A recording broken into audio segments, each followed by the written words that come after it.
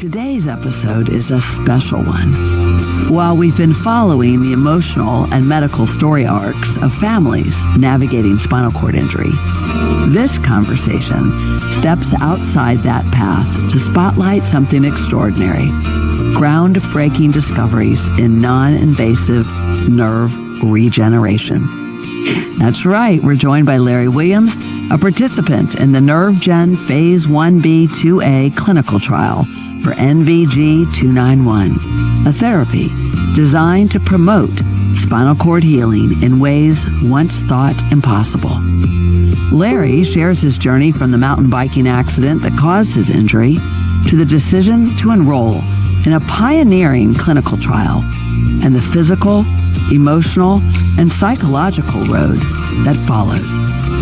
As early results from the chronic cohort of the NervGen trial begin to show promise, Lari's voice adds depth and perspective to a growing conversation about what is possible in spinal cord injury recovery.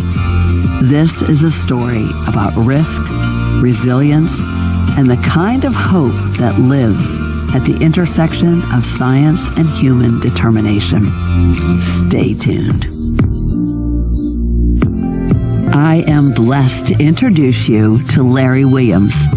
Lari Williams is a participant in the NervGen Phase 1b/2a clinical trial, NVG 291, an experimental nerve regeneration therapy for people with cervical spinal cord injuries.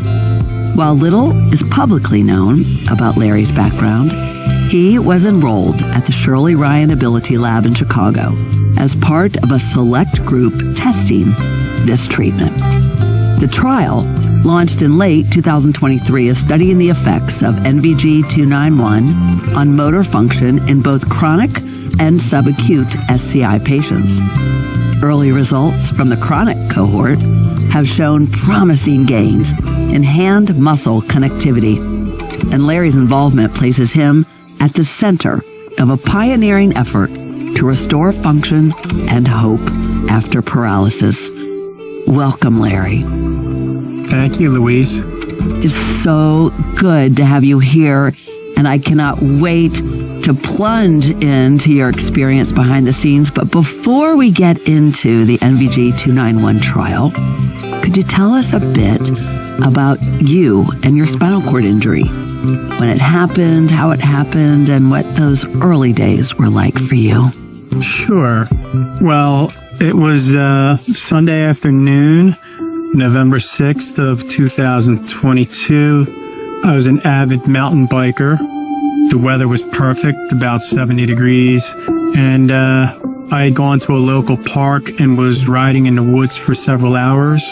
I just finished up my ride and I was heading back towards the parking lot. I decided to take a trail that I normally don't take, and just happened to hit a low branch. It caught me in the top of my helmet, and next thing I know, I was lying on my back and trying to figure out what was going on. And after a minute, I realized that I was paralyzed and started calling out for help. And a few minutes later, somebody walked by and saw me. And what happened thereafter? They called medical assistance. I was right next to the hospital, so somebody was out. Within 40 minutes, they got me to the hospital. I was in that hospital overnight. The next day, we decided that it was better to go to a different hospital for the surgery because that hospital really didn't have a good surgeon. So we went down to Jefferson Hospital in Philadelphia, and that's where I received my surgery. My injury is a C4 to C6 incomplete.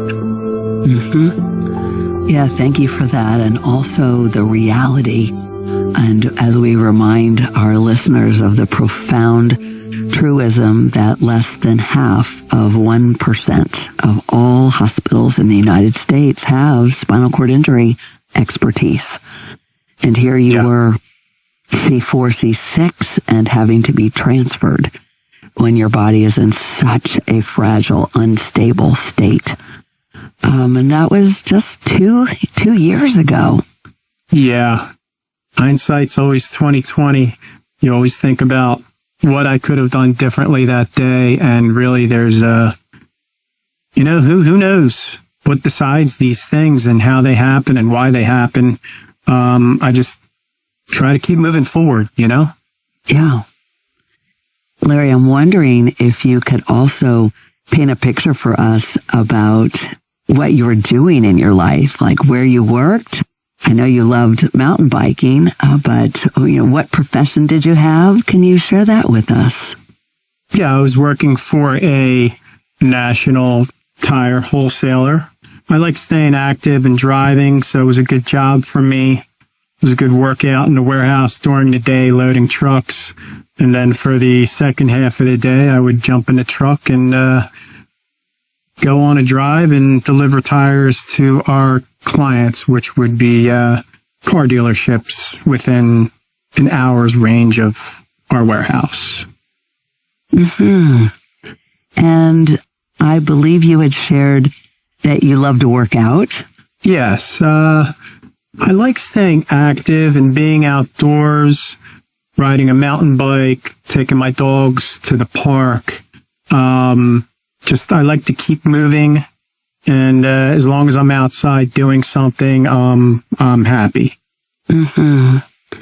Yeah, thank you for that. The outdoors is always inspirational and can really lift our spirits too, as well as open our hearts and our lungs. I'm wondering how you first learned about the NervGen trial. What stood out to you when you first heard about it?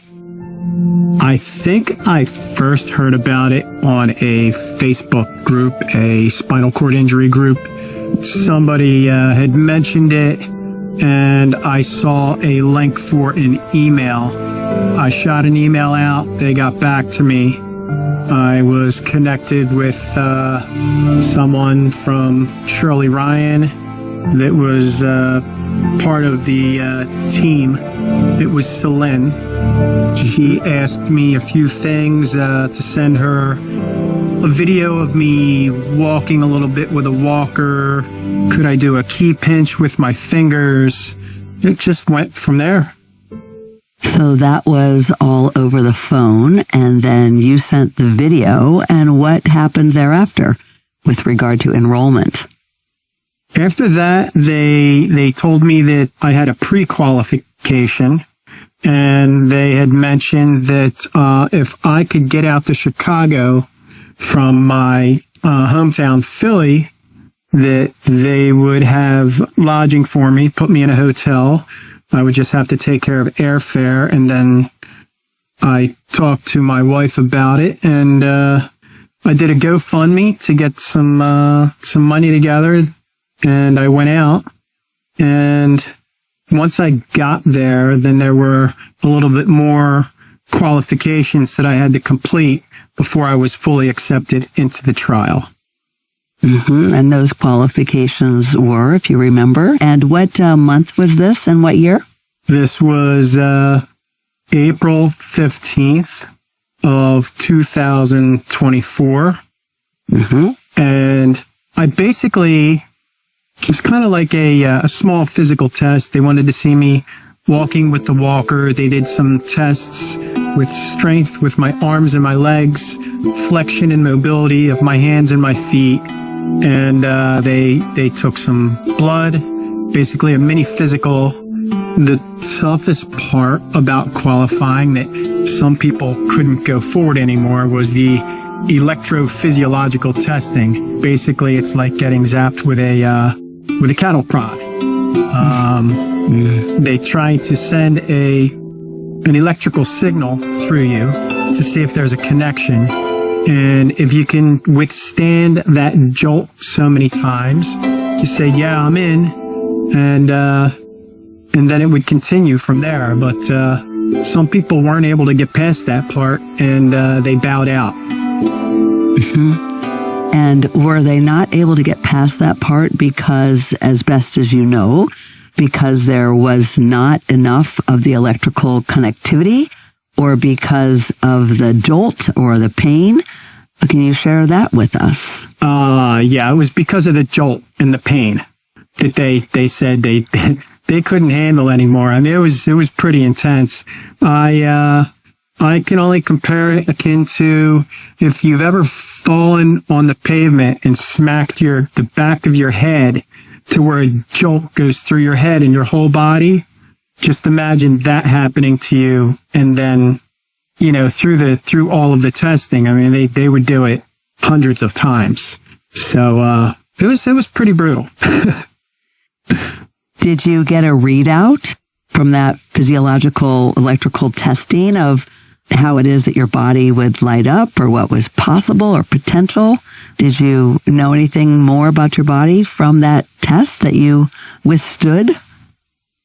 Unfortunately, they never told us anything. All they said was whether we passed or not. If there was some type of a connection as far as the part going from the middle of the back down to the feet or the legs.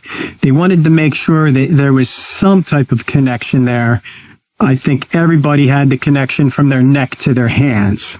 But if there was no connection being made from the middle back down to the feet, then there was really nothing for them to work with. So those people wouldn't qualify to move forward. Yes. So part of the prerequisite is that there needed to be that electrical connectivity to at least one of the hands and to at least one of the legs and the feet. Correct. Correct. Mm-hmm. Yeah. So we're talking about a real narrow, thousands wanted to be in this trial. It's a very small and narrow group of people who made it in, and you are one of them.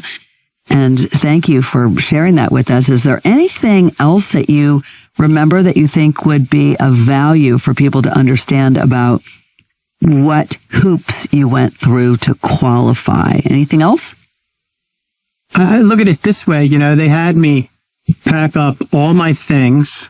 So maybe I'd be there for a week. Maybe I'd be there for 4 months, fly out somewhere, check into a hotel. And my first few days there, I don't know, if I'm coming back or not. I'm not unpacking my suitcase. I'm just kind of waiting in trepidation for, did I pass the test that I can't even study for. So, it was pretty scary that first week. Yeah. Yeah. And to have left so much behind with so much uncertainty. Would you be gone from your home for 4 months? The trial was a 16-week trial. Larry, is there anything else about the trial that you might share with us? Yeah, there's a couple things that changed. One of them is my skin sensitivity, or my Asia level, if you'll call it. It was Asia C in the beginning, as I had mentioned prior. And at the end of the trial, in my final test, I didn't realize this, but what they do is they take a Q-tip and then they take a pointy part of the wood and they tap you all different areas around your body. After that test, she said, "You are an Asia D." And I was shocked. And then I realized that there are certain areas of my body that I couldn't feel before. And now I can feel them. So I have full sensitivity on my whole body. And, the monthly test that they do physically, that improved pretty well. There is a section where you free walk with a harness and you have to walk 10 meters as fast as you can with no aids, no assists. You just try to balance and walk. And in beginning the trial, my first attempt was 45 seconds walking the 10 meters. And then at the end of the trial, it was down to 15 seconds. Wow. So that's amazing. At one point, something had happened, and it was like, you forget how to do everything. Like, I forget how to walk up and down steps, after this injury happens. And I had to realize how to move, like the flexion of the foot going up and down the steps. And it's the same when taking steps, how to rotate your foot, how to move it up and down when you're stepping. And there was a certain period I do remember very clearly that it did change. It changed instantly, and I walked more fluidly and smoother. And the guy that was helping me, Tim, he said, "What did you do differently?" I said, "I don't know." I said, "It just seems like I remembered how to walk again, and I was able to take a more natural step." That was the most profound experience that I had while I was there. And it just seemed to me that new connections were possibly being made. It was really cool. I have heard it said almost as if those who got this drug, like they felt like themselves again. And it has a little bit of an echo with that. Like there was something that you knew all along, but it was restored to you. How to take a step.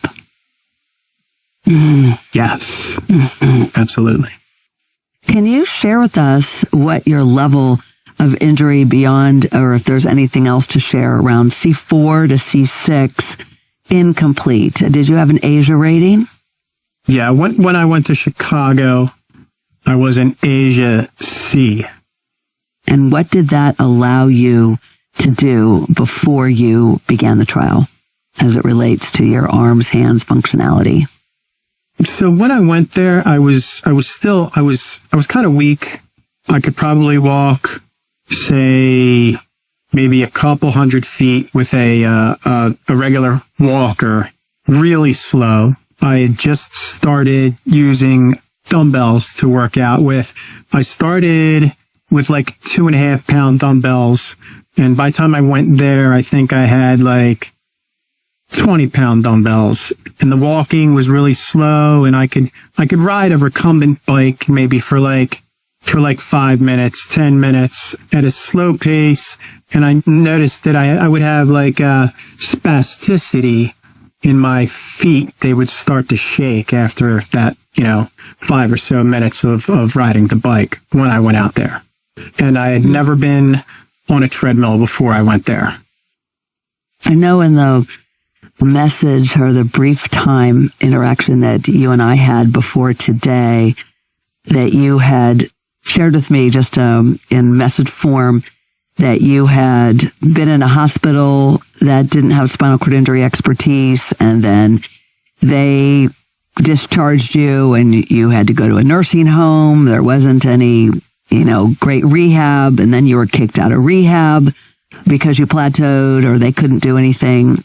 Can you revisit any of that for our listeners right now, just so we can paint the picture of your before the NervGen trial and compare it to the after? So after my injury, I was paralyzed for a few weeks. I was in Moss Rehab in Philadelphia. They were starting to work with me. I couldn't even stand. They put me in a standing frame. My blood pressure would drop because I was going to pass out. They had started to get me accustomed to standing. And then they finally got me onto a robo mat where they put these devices on your legs, and then you're in a harness and you're on kind of like a treadmill with an assisted walk just to get your body used to the motion of walking.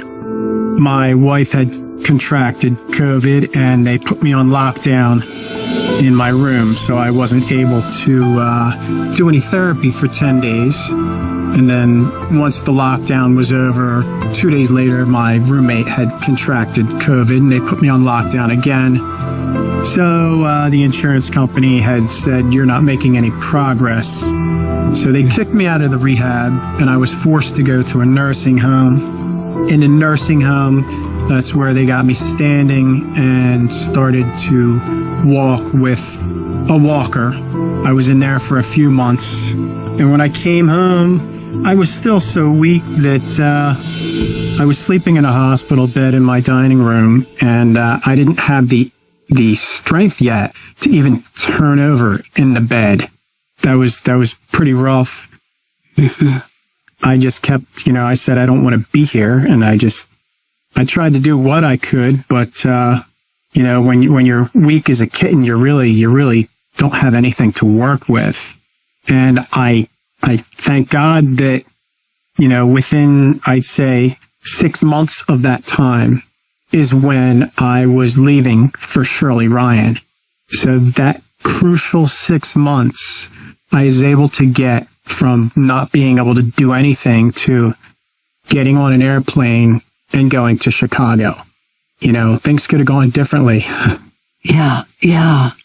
Let's talk about that getting on an airplane, but just a word to highlight what you also shared with us, that without an advocate or someone who can, when you're so flat on your back, in your case, literally and weak as a kitten, and your wife, I will just simply opine that there isn't one family whom I've ever interviewed or talked with outside of this podcast, but as part of the nonprofit, who has not been a deer in the headlights, overwhelmed, not knowing how to navigate this terrain, to have an insurance company do that when it's of no fault of your own, to lose that valuable time in rehab and then to be put in a nursing home, and how lucky you got that there was some rehab in the nursing home that you went to. Others have such different experiences. So in some ways, your stars for more and more mishaps, they were aligning in some ways. And we're so grateful for that, Larry. But then you got on an airplane. Imagine that. And you had mentioned that NervGen, the folks who were bringing you onto the trial to see if you would qualify, had said if you can, get a flight out here and pay for a flight. Did you pay for your flight? I did, yes. Did you have to raise money for this adventure that you were going to in Chicago? I did, and fortunately, there's so many great friends and family and people that I've connected with on Facebook or grew up with over the years, and they all supported my decision to do that, and every one of them helped me achieve that trip and help make everything possible. And just want to let any of them know if they're listening that I absolutely love them all. Yeah, big shout out to the friends and family of Larry Williams. We also know that a number of people who are spinal cord injured might not have all that friend and family support. And I will share with you that when blink of an eye learned of the NervGen trials, it was in December of 2023 when we brought in one of our own blink of an eye families to that trial. And then in speaking more and getting to know a bit about NervGen and the trial, we were the advocates to NervGen to then pay for transportation and the hotel for people to be able to come, explaining what it actually meant for a spinal cord injured family just to have the muster to get there, let alone uproot their family. And then, of course, the other barrier of many, but was care once they were in Chicago for 4 months. And our blink of an eye navigators on the ground in Chicago arranged for that. Were you the beneficiary of anything because you were early when we were doing some of that negotiation, but I would hope that some of it, because big shout out to NervGen, they were scientists and really didn't understand the arduous aspect of people coming, let alone qualifying. And so you were right on that cusp, that spring of 2024 when all of that was happening. Was there anything that NervGen offered to you as a result? I'm curious. I don't know the answer, but as a result of our advocacy on behalf of all the patients, because something else was for anyone who received the placebo, since it was a double-blind study, that they would be allowed to come back and get the drug if it showed efficacy, and it has. But were you the beneficiary of anything from a financial perspective during your 4-month time, 16 weeks in Chicago? They gave me a prepay card with $100 a week on it towards food for the 12 weeks that I was in the trial. And that helped greatly. And Shirley Ryan has an amazing cafeteria with some really good food. And that really helped a lot. So I appreciate that if you had anything to do with that. Well, you're welcome. And we're also grateful to NervGen because they listened. They really listened and wanting to have good people in the trial. I'm wondering, once you found out that you then qualified, what it looked like from a standpoint of, where you lived, how hard it was to go back and forth, what a day in the life looked like. Can you paint some of that picture for us? Sure. So, the hotel I was staying at was the Hyatt, and it was, I think it was like 2 or 3 blocks away from Shirley Ryan, and it was on the same side of the street. And I didn't know where I was when I first got there. So, I got a cab. The first few days, they basically just roll your wheelchair in, lock you down, and then drop you off. So you were in Chicago getting one of the cabs for those who are in wheelchairs with a lift. Yeah, a number of places and cities do not have this, but Chicago does. Yeah, Chicago seemed to be a fairly accessible town for the most part, and very clean, very nice. I was appreciative for those special cabs that they had, and it was, like I said, it was only a couple blocks. So it came to a point where I said, you know what? I got here in the cab. Let me try to get back to the hotel on my own. Now, my fingers are contracted, so my hands don't really work well, but I thought it's only a couple blocks. I'm the adventurous type. Let me see if I can wing it. It was tough because the way the streets are shaped, they're bowed for water drainage. So when you come off the sidewalk, you're at the low point and you have to work yourself up to the peak of the middle of the street. And I had a little bit of difficulty. I'm not going to lie, but I saw I could do it. As long as there was no forecast for rain, I thought, I'll see how often I could do it like this. Yeah, and were you successful doing it daily? Because I know that's what was required in the trial. Well, I kind of was very fortunate. Something happened to me while I was there. There was somebody else that was in a trial that was there before me, and sometimes when I would go to a certain door to have to wait to get my shot, there would be this gentleman there. His name was Wally. It was in the trial, and we got to talking, and he had a power wheelchair. And he had mentioned to me that was a new chair, and he still had his old one. And he said, as long as I was there, I could borrow his old chair. And when I was finished with it, just put it in a cab and send it back to him. So that ended my days of wheeling those few blocks. And I was living in luxury after that. Wow. Blink of an Eye podcast is sponsored by Blink of an Eye Nonprofit, a nonprofit which originated the first SCI Navigator program in the country for newly injured SCI families by SCI families as an essential national resource for spinal cord injured families in the first days, weeks, and months of SCI crisis when life turns upside down. And few medical teams in the U.S. have SCI expertise or lived experience. The SCI Navigators bring essential support, connections, life expertise, and resources. Blink of an Eye Nonprofit deploys a rapid response HEAL team for ICU bedside support to create an extraordinary experience despite the devastation for SCI families, and a personal SCI navigator for 24/7 support in the first 90 days and throughout the miracle year.